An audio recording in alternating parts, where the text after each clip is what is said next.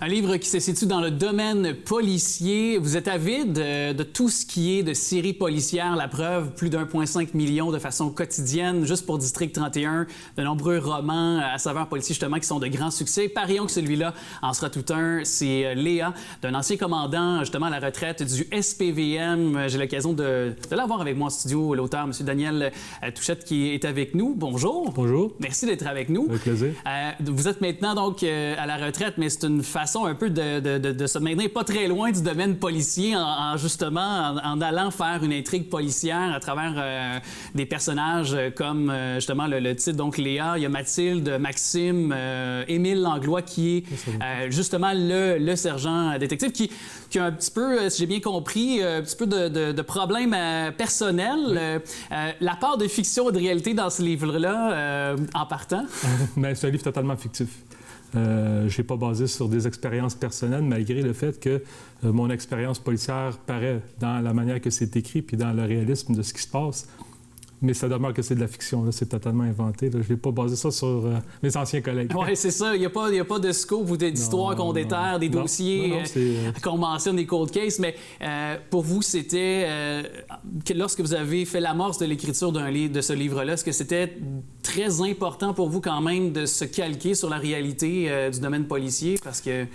Bien, ce qui était important pour moi, c'est que le lecteur soit à même de constater la beauté du travail policier. Le travail de policier, c'est fertile en rebondissements. On ne sait jamais ce qui se passe. Puis je voulais créer une histoire qui allait pouvoir amener ça, puis vraiment faire un divertissement. C'est important pour moi que le lecteur soit diverti. Et justement, ce goût de l'écriture-là, est-ce qu'il est venu tout au long de votre... Vous aviez cette histoire-là, cette intrigue-là en tête pendant votre carrière à la police, mais ce n'est que... Donc, après votre carrière que vous avez comme eu le temps de le faire, est-ce qu'il y a eu une raison particulière pourquoi, à ce moment précis-là, après votre carrière, parce que vous auriez pu l'écrire pendant votre séjour au SPVM? J'avais débuté l'écriture alors que j'étais commandant au poste de quartier 23 dans le temps, qui dessert Hochelaga Maisonneuve. Mais j'ai vite réalisé qu'écrire un roman en même temps qu'on travaille à temps plein, en tout cas, moi, je trouvais ça pas faisable. À temps perdu, la fin de semaine, c'était juste pas suffisant. Puis j'ai fait un projet de retraite. Un projet de retraite à ma retraite de pouvoir écrire cette histoire-là qui me tenait à cœur.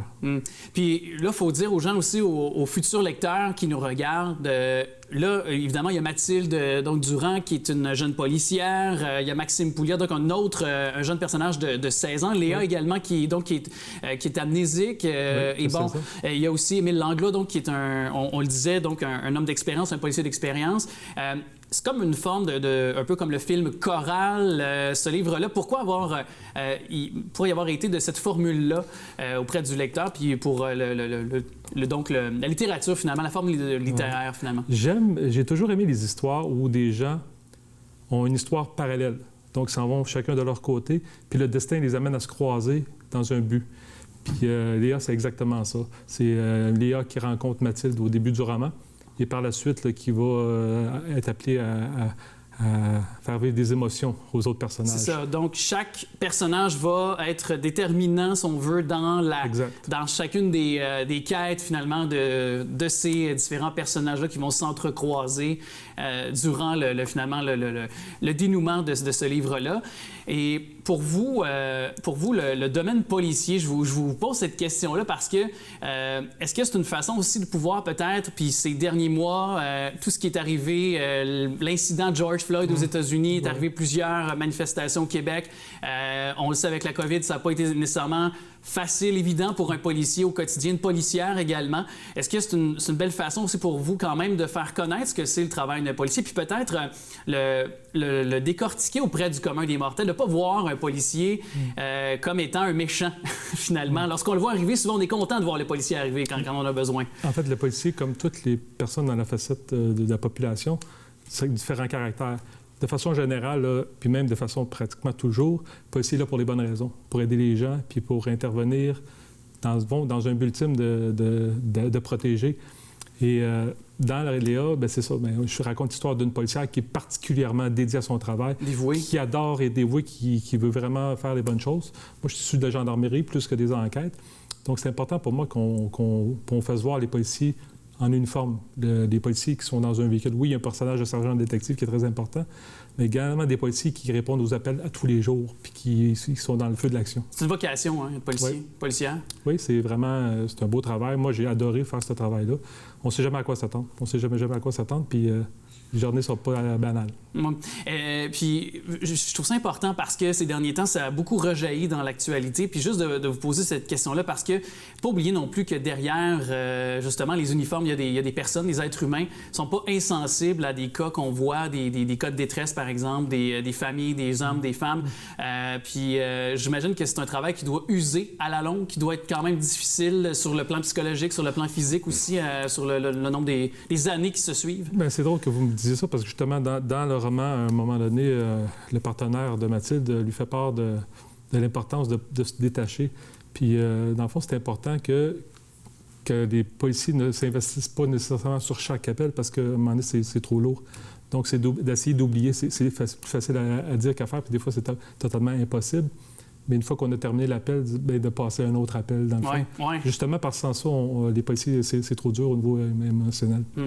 On va laisser les gens, évidemment, découvrir ce livre-là aux éditions de l'Apothéose. D'ailleurs, les éditions de l'apothéose.com pour pouvoir avoir plus de détails sur le livre Léa. Mais pour vous, est-ce que d'autres intrigues, tu sais, un auteur, souvent, c'est comme un premier tatouage. Hein? On en a un deuxième. Est-ce que déjà l'inspiration pour vous est omniprésente? Surtout qu'on a du temps, on est à la retraite, puis on est en pandémie. Ouais. Oui, mais puis même, c'est drôle, hein, même en pandémie, je trouve quasiment plus dur d'écrire Mais non, oui, effectivement, je suis en train d'écrire la suite. Donc, j'ai la moitié de la suite de fait. Pour l'instant, je demeure dans le même univers, l'univers de Léa.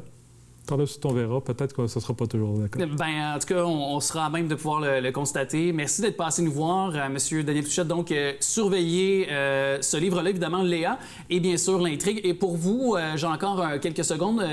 Quand est-ce qu'on pourrait voir peut-être cette suite, finalement, de la saga? Je prévois la terminer vers le temps des fêtes. Donc, on peut penser qu'au printemps prochain, va être disponible dans tout le réseau des libraires. En 2021, donc un peu partout, dans toutes les librairies. On peut le commander en ligne. Sans problème. C'est avec grand plaisir que je vous dis à bientôt parce que vous allez venir nous représenter la suite de ce volume. Donc, Léa, aux éditions de l'Apothéose, on réitère l'invitation. Très bon livre pour vous divertir durant la période qu'on vit actuellement.